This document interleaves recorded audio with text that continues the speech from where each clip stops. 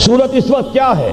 Europe اور امریکہ سے آپ مشرق کی طرف آئیے، پہلے عالم عرب ہے، عرب مسلم ورلڈ. مجھے یہ کہتے ہوئے سخت دکھ ہو رہا ہے، پورا عالم عرب وہ فتح کر چکے. وہ عرب ممالک کے جو اسرائیل کے ساتھ کسی میز پر بیٹھ کر گفتگو کرنے کو تیار نہیں تھے، آپ دیکھ رہے ہیں کہ لائن لگ گئی. کبھی صرف انور سادات نے ریکگنائز کیا تھا، پوری دنیا میں شور مچا تھا، اس پر لعنت ملامت ہوئی تھی. اب تو ایک ایک کر کے، وہ شاہ حسن ہو چاہے شاہ حسین ہو، اب تو وہاں سے ویزے ختم ہو رہے ہیں. سعودی عرب اور امارات، انہوں نے جو کچھ کاروباری بندشیں لگائی ہوئی تھی وہ ختم کر دی گئی، ان میں نرمی پیدا کر دی گئی. یہ صورتحال ہے کہ واقعتاً ان کی جو عالمی تسخیر کا پروگرام ہے وہ آگے بڑھ رہا ہے، اور بدقسمتی سے امت مسلمہ کا جو قلب ہے، اس امت کا قلب امیین پر مشتمل ہے. هو الذی بعث فی الامیین رسولا منہم یتلو علیہم آیاتہ ویزکیہم الی آخر الآیہ. حضور بھی امی تھے، انہی میں سے تھے صلی اللہ علیہ وسلم. لیکن آج وہ قلب جو ہے عالم اسلام کا، وہ یہودیوں کے شکنجے میں کسا جا چکا ہے. فرش التراب يضمني وهو غطاء. بہرحال انہوں نے ابھی حال ہی میں پوپ سے بھی ایک فتویٰ حاصل کر لیا ہے کہ یہودیوں پر جرم نہیں ہے، الزام نہیں ہے مسیح کو سولی دینے کا. تاریخ بدل گئی. جو 1900 برس تک ایک تاریخ چلی آ رہی تھی، بیک جنبش قلم پوپ صاحب نے انہیں اس ذمہ داری سے بری. اور آپ نے دیکھا ہوگا حال ہی میں اسحاق ریبین جب یہ واشنگٹن سے واپس آ رہا تھا، جب کچھ وقفہ پڑ گیا تھا، جو مصالحت کی گفتگو ہو رہی تھی پی ایل او کے ساتھ، تو واشنگٹن سے واپس آتے ہوئے پوپ سے مل کر آیا ہے. اب ویٹیکان نے تسلیم کر لیا ہے اسرائیل کو، اور اس کا اب سفارت خانہ ویٹیکان کا یروشلم میں کھلنے والا ہے. میری اس پوری گفتگو کا حاصل کیا ہے؟ انہوں نے 3 pronged اٹیک کے ذریعے سے یورپ کو اور یورپ کے ساتھ اب امریکہ، ان دونوں کو اپنے شکنجے میں کش لیا ہے، فتح کر چکے. یہ وہ بات تھی جو علامہ اقبال اس صدی کے آغاز میں دیکھ آئے تھے، فرنگ کی رگے جہاں پنجے یہود میں ہے. وہ تو صرف ایک قوم تھی، جرمن قوم، جسے کچھ عرصے کے بعد احساس ہو گیا کہ یہودی کس شے کا نام ہے. نتیجتاً یہودیوں کے قول کے مطابق 60 لاکھ یہودیوں کو اس نے قتل کیا ہے. لیکن اس کے علاوہ، جس کو آج کل ویسٹ کہا جاتا ہے، وائٹ اینگلو سیکسن پروٹیسٹنٹس، ان کے اوپر مکمل تسلط ہے یہودیوں کا. وہ یہودیوں کے اعلی کار بنے ہوئے ہیں، سود کے ذریعے سے مالیاتی شکنجے میں جکڑا ہوا. فیڈرل ریزرو فنڈ جتنا بھی امریکہ کا ہے، یہ سرکاری بینک نہیں ہے، یہودیوں کے نجی ادارے ہیں. اور دنیا کی سب سے بڑی مقروض حکومت جو ہے وہ امریکہ کی ہے. یہودی قرض خواہ ہے اور امریکہ کی حکومت ان کی مقروض ہے. اسی لیے کہا ہے نکسن نے اپنی کتاب میں کہ کوئی پریزیڈنٹ نہیں ہے امریکہ کا جو یہودیوں کی رائے کے خلاف چل سکے. اس نے یہ بات کہہ دی اور لکھ دی، کھل کر لکھ دی، اپنی کتاب میں لکھ دی. بہرحال اس کے ضمن میں جو انہیں آخری کامیابی حاصل ہوئی، اعلان بالفور 1917، یہودی آباد ہونے شروع ہو گئے. اور اصل میں اسی کے لیے خلافت کو منسوخ کرایا گیا.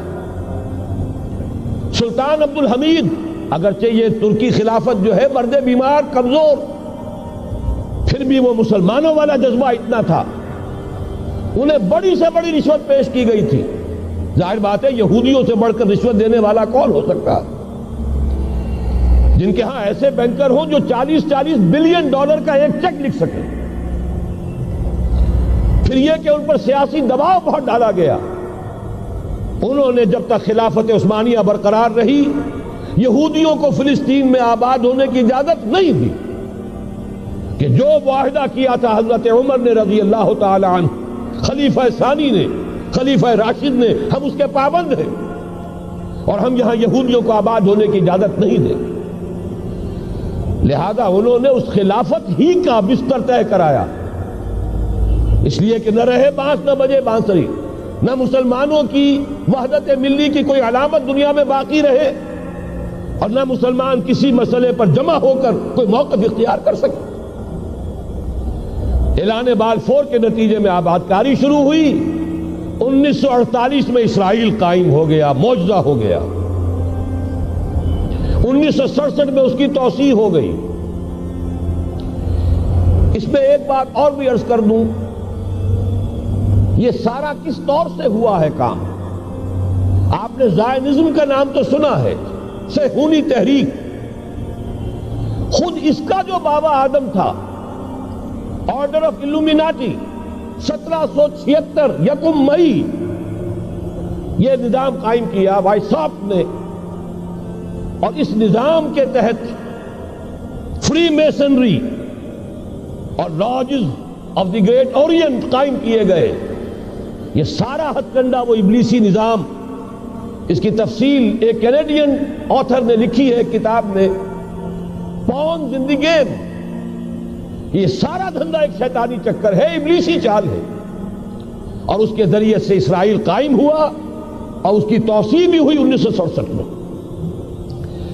اب یہاں تک پہنچنے کے بعد ان کے پیش نظر بقیہ دنیا کی تسخیر اور اسے فتح کرنے کا معاملہ ہے، اور سب سے بڑھ کر اسلام کی بیخکنی اور اس کا راستہ روکنا یہ ان کے پیش نظر ہے.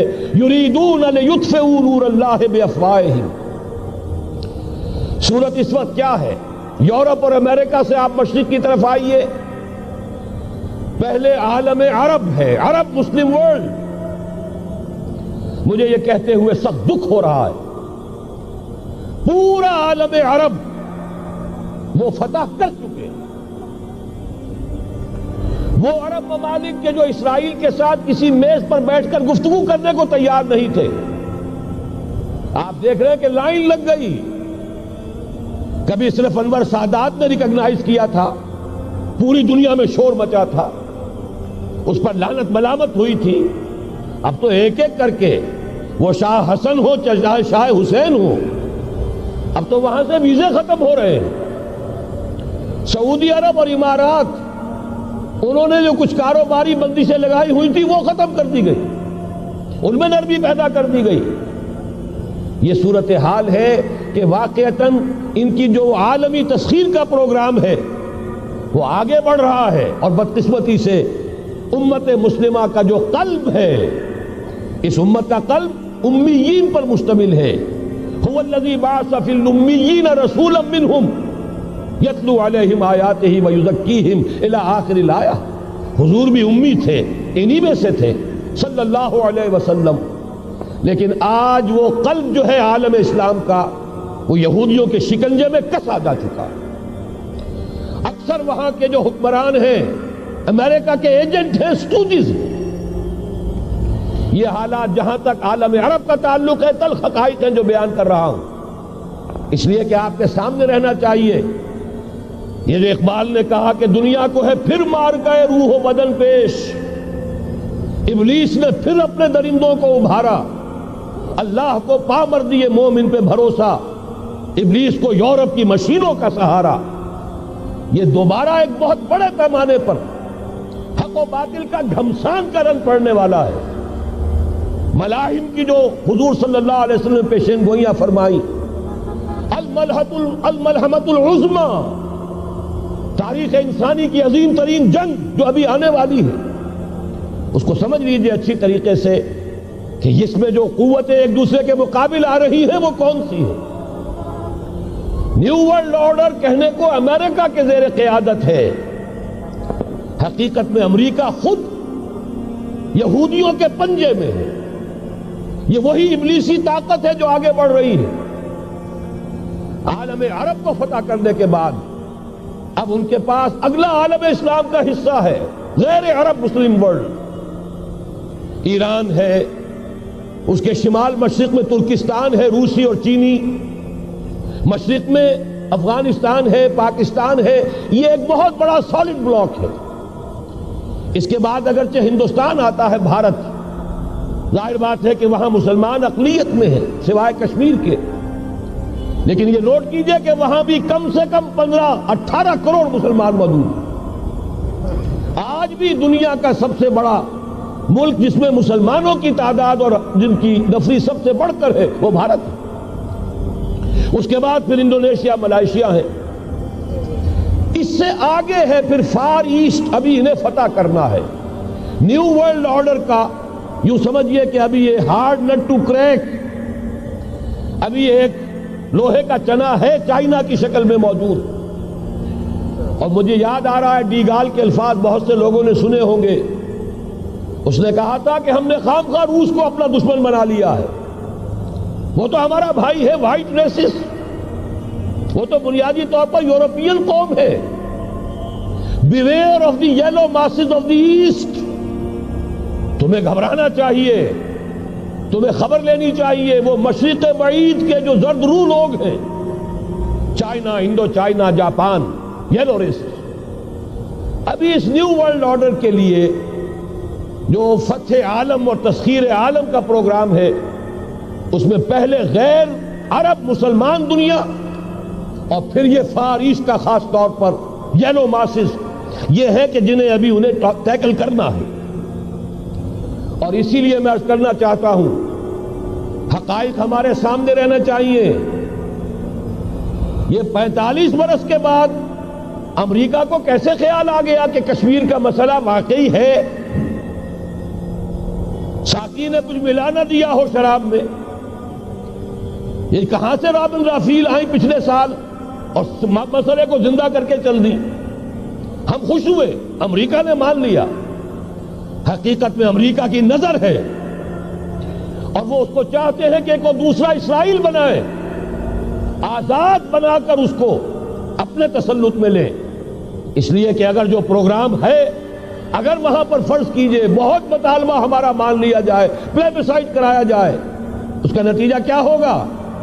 آپ کو آزاد کشمیر سے بھی اپنی فوجیں نکالنی پڑیں گی، آپ کو گلگت اور بلتستان سے بھی فوجیں نکالنی پڑیں گی، بھارت بھی ادھر سے فوجیں نکالے گا. اور رہ جائے گا کون؟ یہ ٹھاٹ پڑا رہ جائے گا. جب لاج چلے گا بنجارا، رہ کون جائے گا؟ پھر تو وہی راج کرے گا جو یو این او پر قابض ہے. اور پھر ظاہر بات ہے کہ اس کے پاس دولت کے انبار اور جو بھی ان کی چالاکیاں اور ہوشیاریاں ہیں، ہو سکتا ہے کہ وہ اسے ایک نئے اسرائیل کی شکل دے دے.